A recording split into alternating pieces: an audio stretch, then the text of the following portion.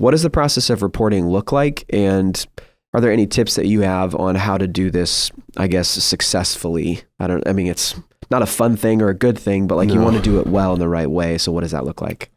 Yeah. First of all, if somebody is going to talk about what they've done, it's like, if they've already kind of opened the can of worms a little bit, I'll try to get as much information as I can just to be able to fill in the gaps. Hopefully not in a group setting, correct? Not in a group setting. One-on-one. Correct. Okay. All right. One-on-one, try to get as much information that I can. Mm-hmm. So then I can make the judgment as yes, this is reportable. In fact, yeah, we do have to report this. And what I'll usually do, the very first thing I'll do is I'll say, one, I just acknowledge the fact that, hey, I really appreciate you wanting to share this. I know it's hard. I said, but this is a huge step in your healing process. There may or may not be consequences. And sometimes the consequences are the things that we need to save their life. I mean, that's me. So I just encourage them in that process. The best thing they can do when they disclose something that is reportable is self-report. It's so funny. It's what do you mean? I got to turn myself in? Yeah. Usually sometimes the punishment, if there is one, is a little bit less than actually being somebody reporting you. Okay. It varies, but self-report. So we say, hey, I need to know that you've reported, get back to me within 24 to 48 hours. If I don't hear anything, then I will contact you, and then the report will have to be made like I would report it. Or so we've coached group leaders on how to do this. Mm-hmm. We actually just had one, a gal report, I think a week ago or 2 weeks ago, and made a report. Come to find out it wasn't reportable, but she followed the steps needed. Yeah. And which was great. So those steps are then just do you call the police? Is that what you do? Kind of walk through even that practical step. Yeah. What does that look like? Yeah. So it's either or. So CPS, like Nick said, Child Protective Services is one. Sometimes it's the local sheriff. Okay. A lot of times what'll happen is you'll call the sheriff and they'll say, well, call the CPS. And then you call CPS and then they're saying, no, call the sheriff first. So you kind of go back and forth, but usually one of them, you're going to get one of them. Yeah. And then once a report's made, once you make a report, and make sure you get the case number and the date and who you talked to, and you just have that down just in case something comes back and say, oh, it wasn't reported. No, I have the case number here. So, what I would say with our online groups, there's literally, we've actually had this happen with online groups. There's two ways it has to be reported, since I'll just use my group. I'm leading in Oregon and I have a guy in Texas. Because I'm in Oregon, I have to make a report in Oregon. And then I also have to make a report in Texas. Okay. So as a leader, you have to make 2 reports. So that the city you're in, because that's the leader's hometown, and this is where the information came in. And then what happens is, then they'll you'll get a report number here.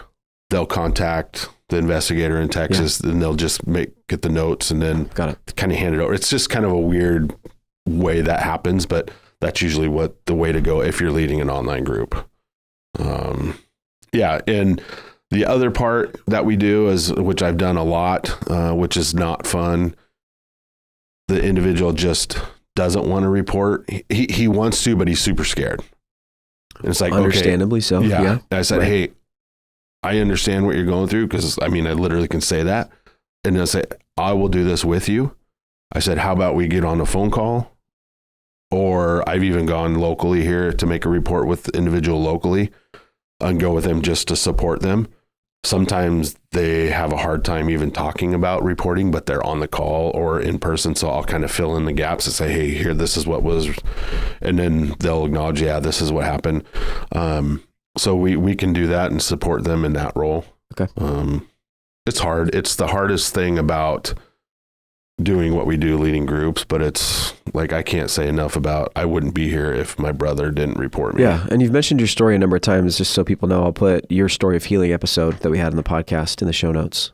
Yeah. And I think a couple of things to add to what Rich said. It's why we really recommend that if you are in a group or leading a group, that you be connected to a local church.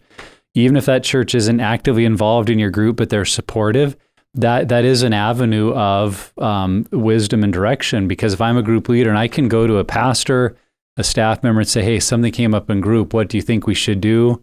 It's always good to have that covering and to be able to connect it to a church that does have some pieces in place, versus if you're just leading a group out of your home.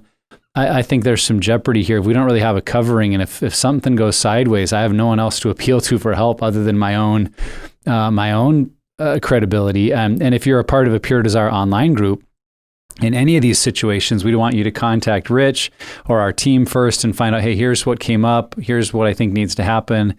I'll always take that step, I think, very early on, just to get someone above you involved if possible. And I also wanted to just underscore what Rich said. I think it's always a good move, especially when it's a clear case, if this is a reportable issue, to put it in the hands of the person themselves and encourage them to deal with it. And depending on the severity of it, your recommendation to them might first be, say, you need to go get a lawyer and talk to them. And with your lawyer's help, you go to the police or whoever, because in some stories, it's going to be messy. It's going to be potentially a big deal and a lot of legal ramifications. You don't want a person walking alone into a place to report without kind of knowing their rights and what they should and shouldn't say. Like, get them to go to a lawyer. Don't do that for them. But yeah, then if they're not willing to, that time frame of saying, if you don't take some steps, then I will have to because I'm required to.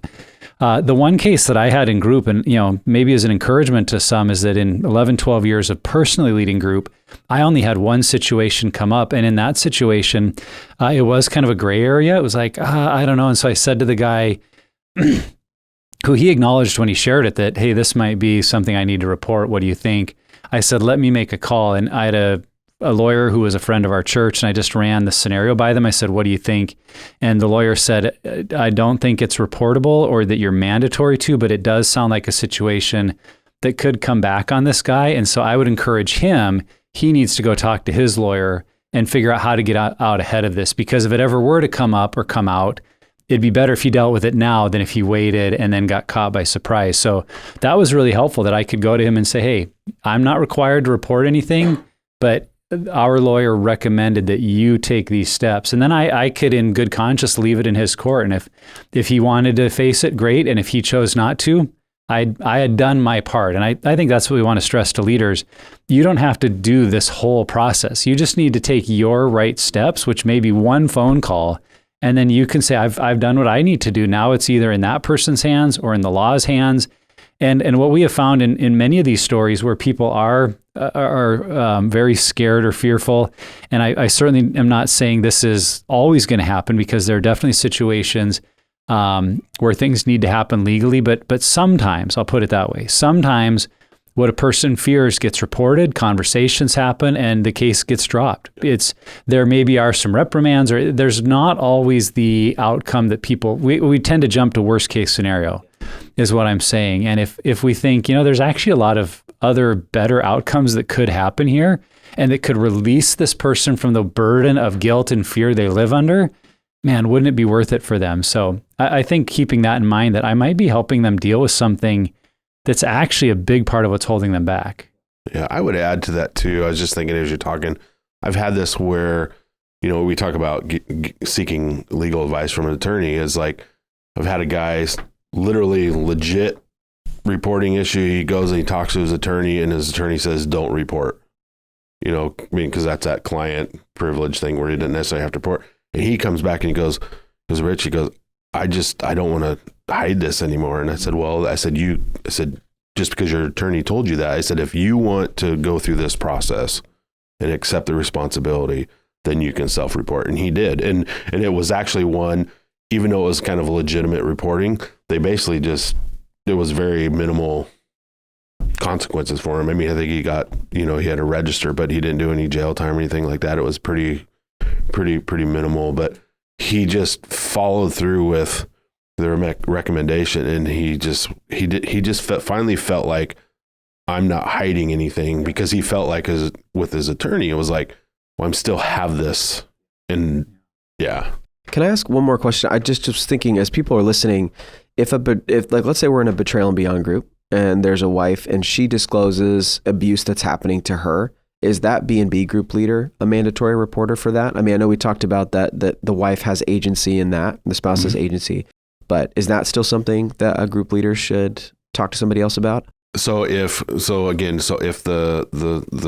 lady in a B&B group, her husband is abusing her. Yes, she is receiving then the that abuse. leader is a Okay. Yeah, Got it. I just want to make sure that it's not just something that's in recovery groups for our groups for betrayed partners too. No, because that's firsthand. That's coming from the victim saying my husband is abusing me. Okay. We've had that happen a few times. Okay. Yeah. I mean, that's one of those you definitely want to check on because again, it may be in your state or the way the law reads that if the person themselves has said, no, I don't want to report it, but they are safe to, then you're not obligated to force something they don't want to. Now, there are definitely situations too where a spouse is like, I can't say anything, or it's going to get worse, and they're living in fear. Well, that's a different situation.